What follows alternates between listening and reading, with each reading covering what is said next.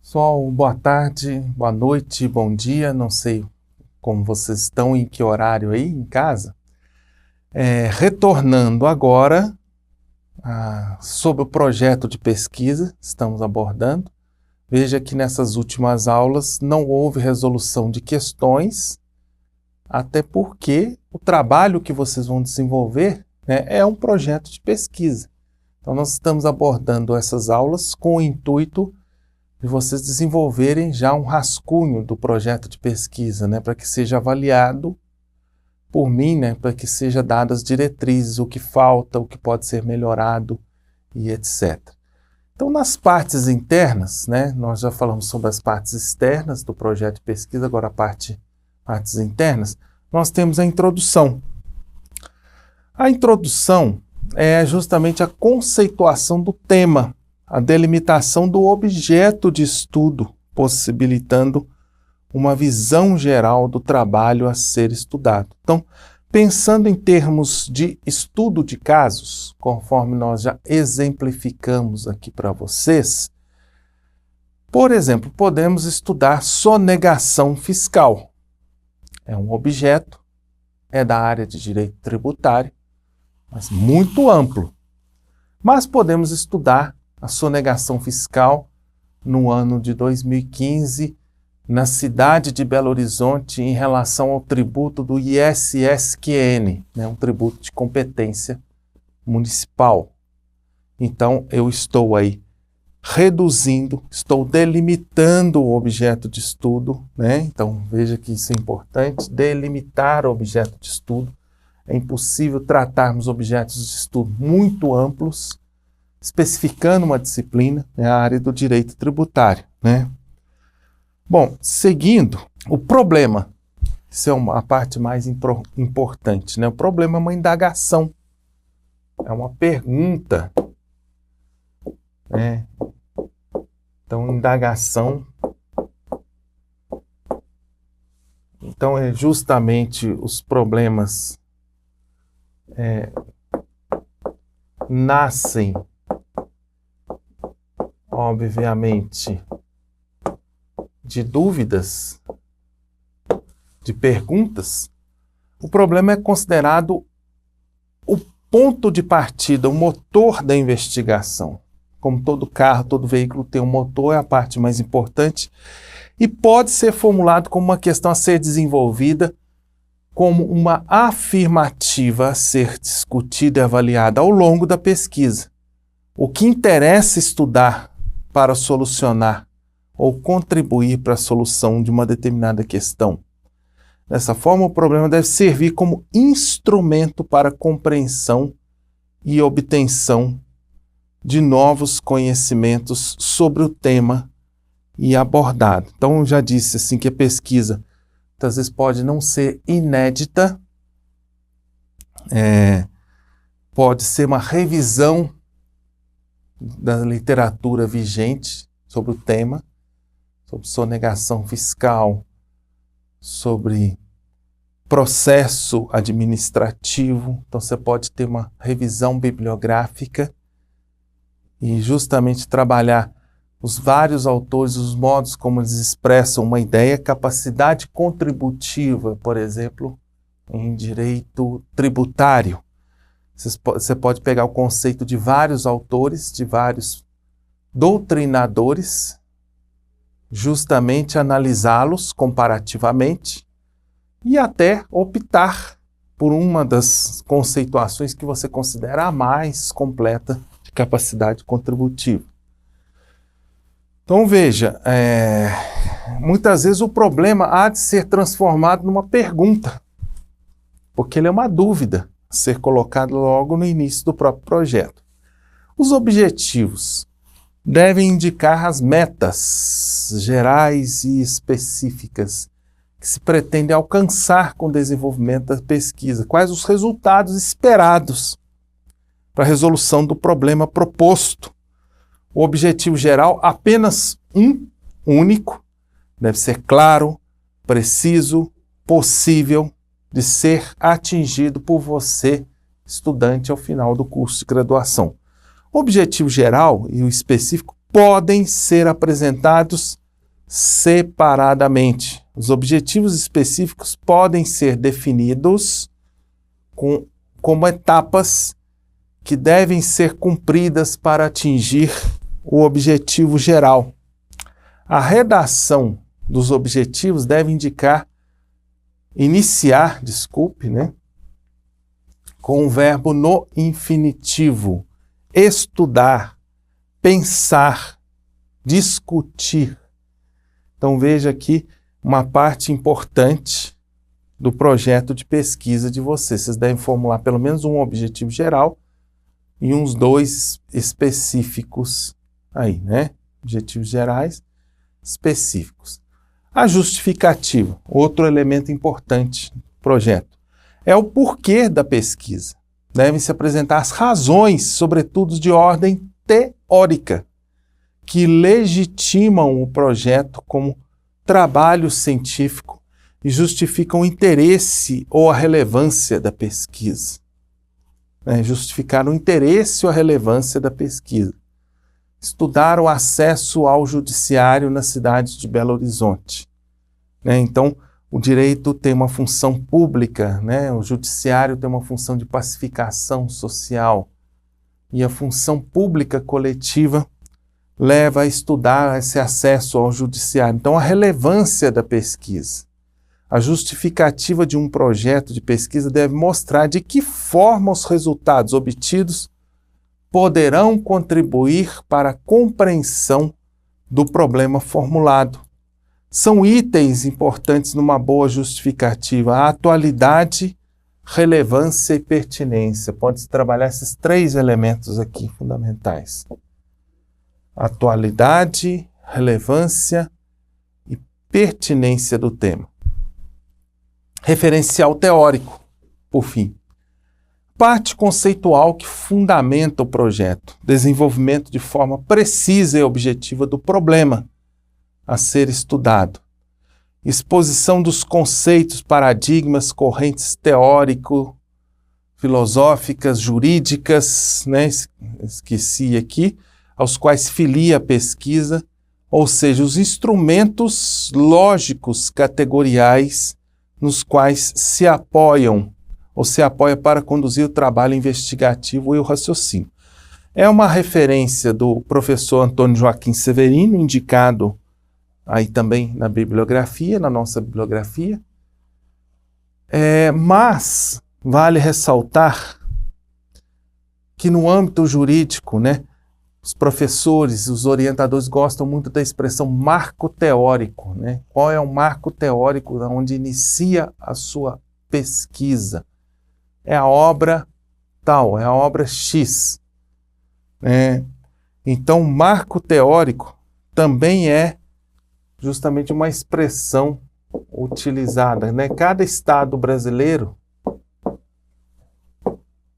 ou matriz teórica, utiliza uma expressão dessa própria, que é o chamado referencial teórico. Procedimentos metodológicos. Como? A indicação de métodos e técnicas a serem adotados para a realização da pesquisa. Determinados cursos levam a abordagem qualitativa, no caso do direito, sobretudo, a análise e a interpretação de textos selecionados e a reflexão crítica. A pesquisa eminentemente bibliográfica, que é aquela que nós já apontamos aqui, pesquisa teórica. Outros exigirão pesquisa de campo, estudo de casos, outros ainda a aplicação de questionários, de entrevistas, conforme nós já dissemos, pesquisa prática, assim por diante. A metodologia a ser utilizada deve ser apropriada às especificidades de cada área do estudo. Vale ressaltar que dentro do direito, inclusive, nós temos uma amplitude de áreas diferentes que poderão implicar em uso de procedimentos diferenciados. Muitas vezes, sobre criminologia, você vai usar a pesquisa quantitativa, você vai precisar da pesquisa quantitativa, muitas vezes no direito tributário, ao passo que se você toma uma diretriz para desenvolver na área da filosofia do direito o seu trabalho, a sua pesquisa, ela vai ser eminentemente bibliográfica aqui. Então, o orientador poderá indicá-lo, qualquer professor poderá orientá-lo, no encaminhamento de procedimentos que vocês vão tomar no âmbito metodológico, dentre aqueles variados que nós já falamos aqui. Cronograma, né? Quando? As etapas e passos necessários à realização dos objetivos pretendidos. Estimar o tempo necessário, delimitando-se o início e o final de cada etapa. O cronograma deve ser apresentado no formato de um quadro ou itens, no formato de um texto. Então, vocês vão ver no padrão de normalização lá no site da biblioteca um modelo de um quadro, como se compõe um quadro com determinadas colunas e etc. Elementos pós-textuais, as chamadas referências, que são elementos obrigatórios, é aqui que se tem o nome de bibliografias, que é simplesmente a descrição, aqui no caso, a indicação do título da obra, do autor, da editora e do ano. É uma questão formal, né, o pós-textual. Ao passo que, ao me referir a você sobre referencial teórico, implica já um comentário sobre a obra. Então, no referencial teórico, vocês têm que ler efetivamente, têm que conhecer o texto a qual se indica. Agora, uma dica muito importante, e uma questão ética. Nunca indique referenciais teóricos que são obrigatórios que vocês não conheçam e que não tenham lido e que não façam parte do trabalho de vocês. Isso é muito importante, porque qualquer pessoa que examina, qualquer orientador ou examinador de banca, costuma questionar os alunos em torno disso. Muitas vezes os alunos acham que, citando páginas e páginas de referenciais, apenas indicando o título e a obra, que vai mostrar que ele efetivamente leu, e muitas vezes não leu coisa nenhuma, né? Que basta entrar no site da biblioteca, copiar e colar, né? Como muitos alunos fazem. Glossário, elemento, o apêndice, os anexos, né? A pesquisa quantitativa, né? Lembra-se lá do quantitativo e o qualitativo. Eles são apresentados os questionários, os gráficos, muitas vezes. Eles vêm apresentados nos anexos. Então, isso é muito importante vocês saberem. Para a elaboração do projeto de pesquisa, observar as regras gerais de apresentação, quanto ao espaçamento entre as linhas, tamanho da fonte, regras de citação, referências detalhadas nas orientações para a elaboração de trabalhos científicos da PUC Minas. O ano de 2020, é atualizada todo ano, a cada ano, disponível no portal PUC Minas, conforme vocês vão verificar. Por final, mais importante ressaltar, né?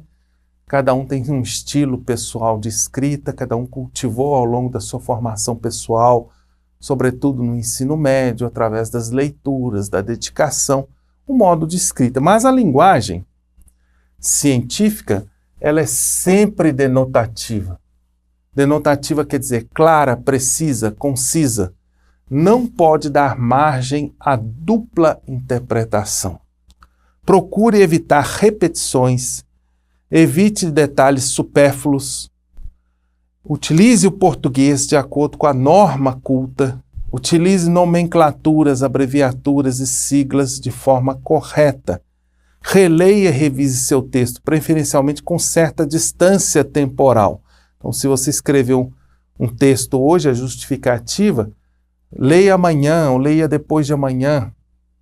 E não se preocupe em ler em cima da hora. Se tiver algum amigo, algum parente que tenha conhecimento, peça a pessoa para ler, para ver se ela está conseguindo compreender.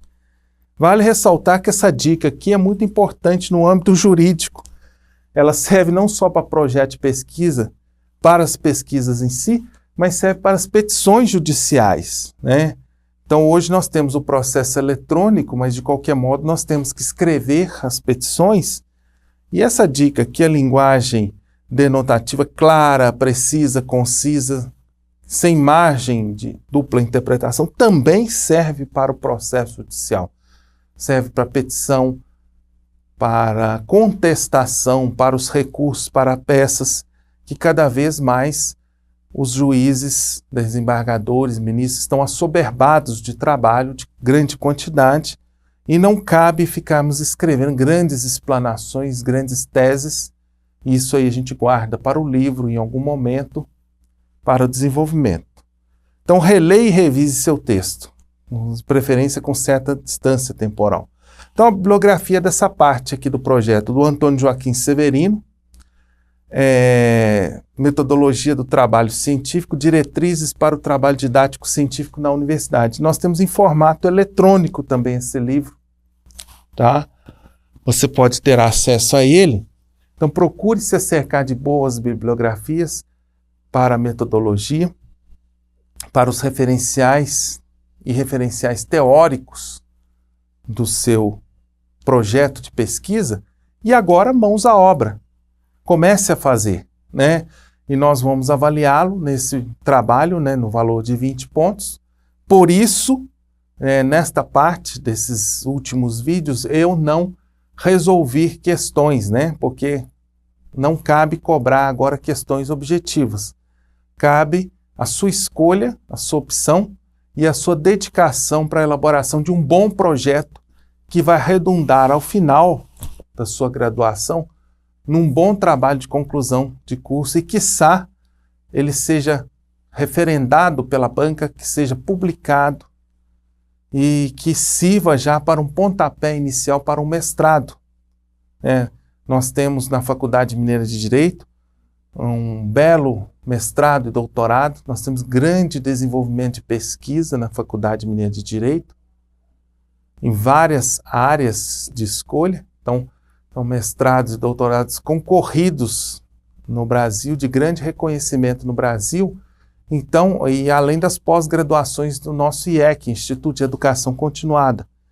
Então, o projeto de pesquisa é um pontapé para você iniciar e dar uma sequência à sua carreira, à sua atividade profissional, à sua atividade de pesquisador. Portanto, muito obrigado. Encontro-me à disposição de vocês para a elaboração deste projeto. Até mais.